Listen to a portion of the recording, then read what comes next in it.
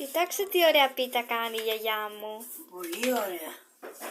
Θα κάνω μια τυρόπιτα για να φάει η Χριστίνα μου. Εδώ πέρα, κοιτάξτε φίλο. Ενώ άλλη Ελληνίδα γιαγιά, αν μπορεί να κάνει κάτι τέτοιο, συγχαρητήρια. Εδώ πέρα ήρθαμε από Ελλάδα. Να κάνω κι εγώ.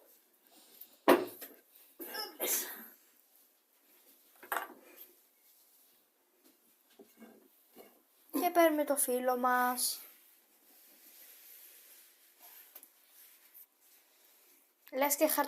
Λες και κρατάω χαρτί φαίνεται. Κοιτάξτε. Βάζουμε και λαδάκι. Εδώ πέρα μεσοτηρί που